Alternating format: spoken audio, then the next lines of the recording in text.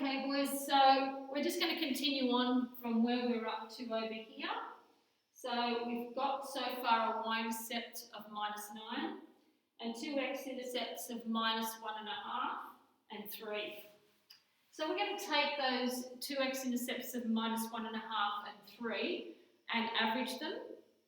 So here's your -1.5 and your 3. I'm going to add them together and divide by 2. Your calculator will give you 3/4 if you do that. So we have an x-coordinate for our vertex of 3/4. So now we're going to put it back into the original equation to find the y value for the vertex. So back into here, we put our 3/4 in place of the x. And if you work all that out on your calculator, just be careful, put it in exactly as it says it, and press equals at the end. You will get -10 1/8 or -10.125. Either way is fine. So long as that decimal is terminating, it's okay. So put them together, and your vertex is 3/4 -10 1/8. So if we put everything together, first thing we found was a y-intercept of -9. So I've put that on my graph. We have two x-intercepts of -1.5 and 3. So here's my 3, and here's my -1.5. So I've chosen on the x-axis to just go up in whole numbers. So when you're marking on the -1.5, it's just halfway between the -1 and -2, and just put it in there. On the y-axis, because I knew that I had a y-intercept of -9, I had to get down to -9, and I know I've got to use this -10 1/8, so I have to go past that. So I could go to -11, but I thought just for the scale to be able to fit things in, I decided to go down in 3s. So -3, -6, -9, -12. Now I can easily mark on my y-intercept. It doesn't matter if it's sort of off a bit of what you've chosen for your scale, as long as you're trying to be accurate. So that's my y-intercept of -9. Now I'm going to mark this vertex in. So it's 3/4 -10 1/8. So 3/4, so I've tried to divide that up into quarters for you. So here's 3/4 here, in that spot there. So I'm going along 3/4 and I'm going to go down to -10 1/8. So I've tried to divide this up to thirds, so that would be -10. This next one would be -11. So -11. I've done it right? No, I haven't. Oh yeah. So we've gone down to -10 and a little bit further for -10 1/8. So 3/4, a little bit past the -10 to -10 1/8, and that's my vertex. I'm going to label it because it's a bit hard for the person marking it to read that off. So I'm just going to write it there so that they know what I was trying to do. And now I'm going to join everything together.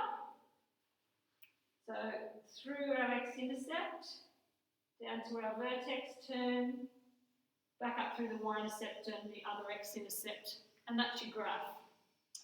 Okay, in question 2, sometimes they'll just ask you something simple. Here they just want the y-intercept, they don't want a graph. So just start with your y-intercept by making x equals 0. Put the 0 in for x, and if you put that in your calculator, you get 0. So our y-intercept here is 0. Now I told you before that you can do the y-intercepts very quickly by just looking at the number that's written in there that's got no x attached to it. Here, there's no number without having an x attached to it. That's why it ended up being 0. So in other words, it's a bit like +0 sitting on the end there. Okay? All right. The next couple of questions we're doing are going to be sketching parabolas showing their features. That's the way the wording has come into the question. The features I've told you are the y-intercept, the x-intercepts and the vertex. So they've already told you they're parabolas, so we don't need to state that because they've already told you that. But we should write down whether it's going to be concave up or down.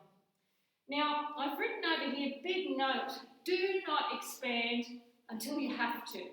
You may not have to at all. All right, so don't go, oh, I think I should expand this and make it y equals x squared minus 4x. Sometimes it's just going to make your life difficult. Most of the time when they give you brackets, they're there to help you. So don't ruin it by expanding it. Okay, now if we have a quick look, not that we're expanding it, but if you have a quick look, x times x actually gives you a positive x squared. Okay, so we know without doing the full expansion that by that does give you a positive x squared, so it will be a concave up graph we'll finish with. So now we're going to find all the features, the y-intercept where x equals 0, copy it down exactly as it is, no expanding, put the 0 in for x, throw that in your calculator and it'll give you a 0. Or if you're quick enough to see that you're multiplying by a 0 here and it's got to give you a 0, great. Okay, the x-intercepts, we're making y equals 0, take the original equation, no expanding, put the 0 in for y, and you'll see why now we didn't expand, because that's already factorised. We don't have to do it. So we're going to take this, put it in a bracket if you need to, make it equal to 0, take the other bracket, make it equal to 0, and solve it. The two answers come out very quickly because it's already been factorised. Okay, the next thing, we're doing the vertex by averaging the x-intercepts. You should be able to see that the middle of 0 and 4 is 2. You shouldn't have to do that working. Just write x equals 2, that's fine. The next part is to find the y value. Put it back in the original, don't expand, just put it straight in there. 2 goes in for x, put that in your calculator, and it'll give you -4. Put those together and you have your vertex. 2 minus 4. Now we're putting everything together on the graph. So our y-intercept was 0. There it is. Our x-intercepts are 0 and 4, here and here. And our vertex is 2 minus 4. I'll just write it down underneath. And now we're just going to join our dots together. And that's your graph. So you'll notice on the y-axis here, I decided to just go in 2s. I didn't see the point in doing -1, -2, -3, -4, but I could see all my numbers were all even numbers here. There wasn't any odd numbers, so I just might as well go -2, -4. Now it's really important, some of you I was looking at with the coordinate geometry work that you've submitted.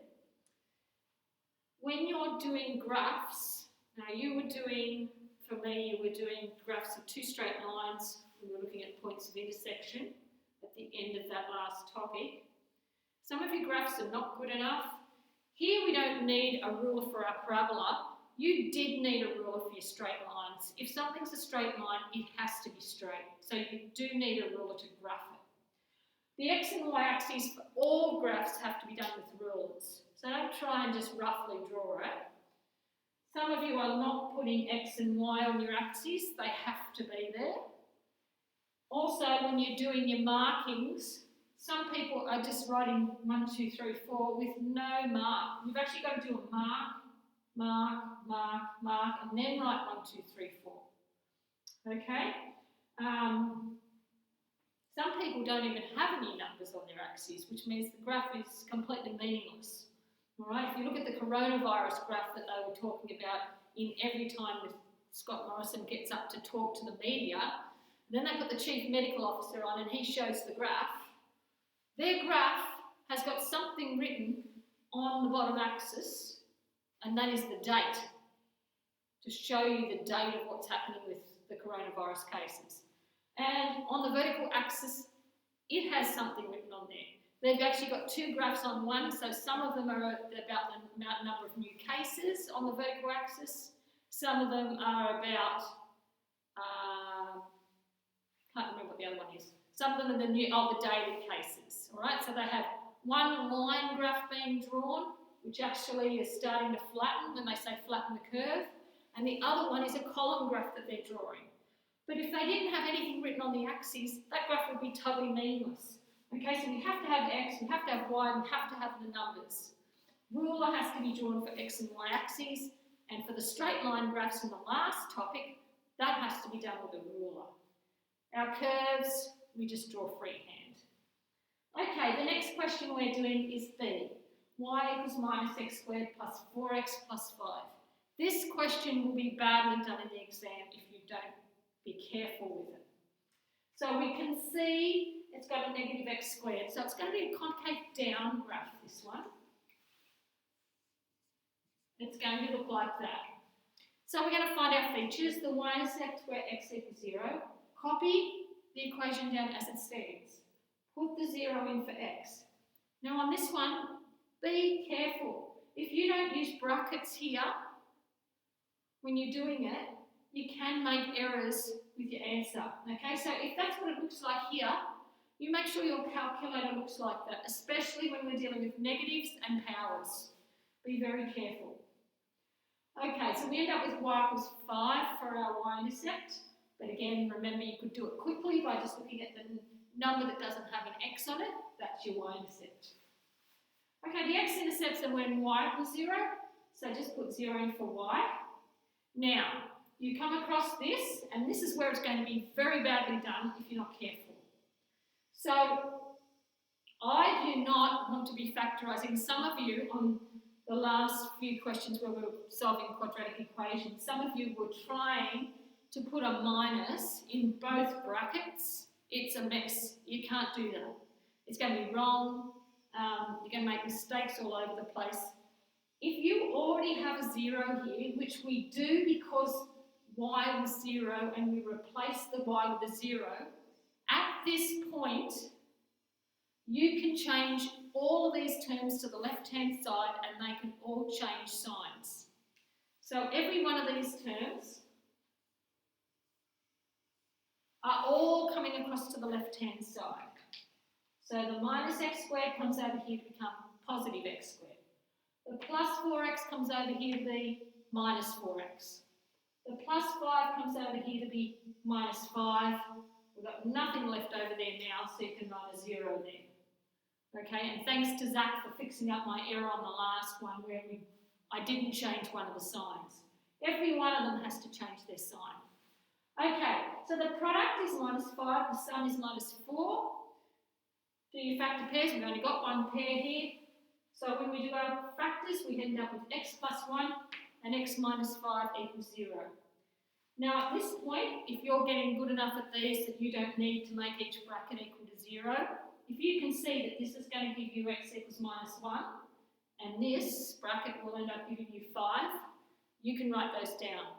I don't want you doing it if the brackets are more complicated. So if you have something like that, I don't want you trying to do 2 steps in your head. This is only a 1-step thing you're doing. I'm happy with you doing it for that. Not for these, you make too many mistakes. Okay? Alright, the vertex, we're averaging the x-intercepts. So we have minus 1 and 5, add them together and divide by 2, and that will give you x equals 2. Alright, now we're going to put it back in the original equation to find the y value. So put your 2's in. Now this is what I was saying before. Be very careful how you put that in your calculator. It has to look like that line. If you don't, you're not going to get y equals 9. Okay, so it's minus bracket 2 bracket squared continue. So it's not minus 2 in a bracket squared. It's got to look like that. And y equals 9. I'll just write this part out and we'll continue.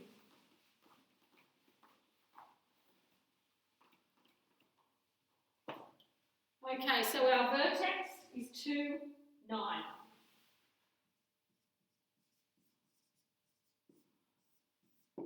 Okay, we're putting it all together.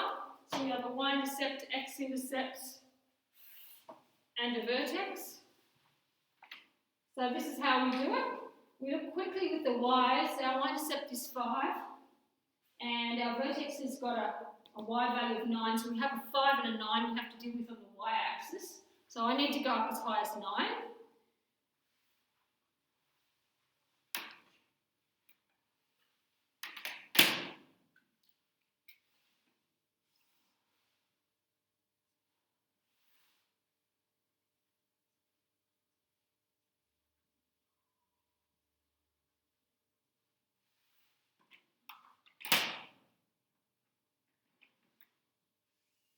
Okay, now the x's, if you have a look at our x-intercepts, we have -1 and 5. And our x value here is going to be in the middle of those, so don't worry about that. So we've got to make sure that we're between -1 and 5.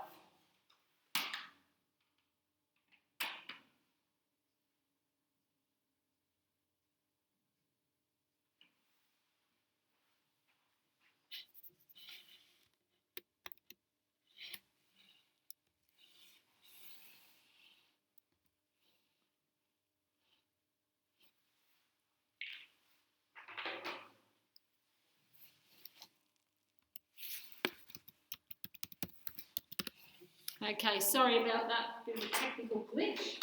Alright, so let's have a look. I told you with the y's we were going up as high as 9. And I told you with the x's we had to go from -1 to 5. So that's as much as we need. So now we're going to mark everything on. So our y-intercept is 5. Our x-intercepts are -1 and 5. And our vertex is 2, 9. Along 2, up 9.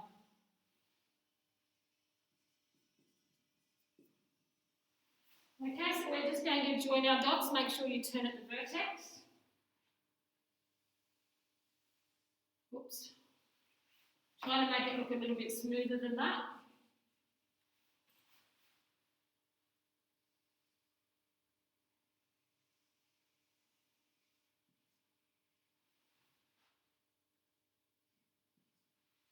And that's it.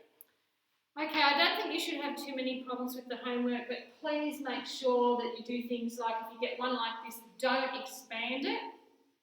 And if you get one like this with the negative in front of it, when you get down to here, you can move everything. One thing I don't want you to do is I don't want you looking up there at it and going, oh, okay, I'll make this y equals x squared minus 4x minus 5. That is a different graph. We're dealing with a concave down graph here. If you change that, you're going to be dealing with a concave up graph. So it's not the right graph. You don't change sides until you have a 0 there. Do not do it up there where you've got 2 letters. It's only when you get down to here you're trying to solve it. Okay, good luck with your homework.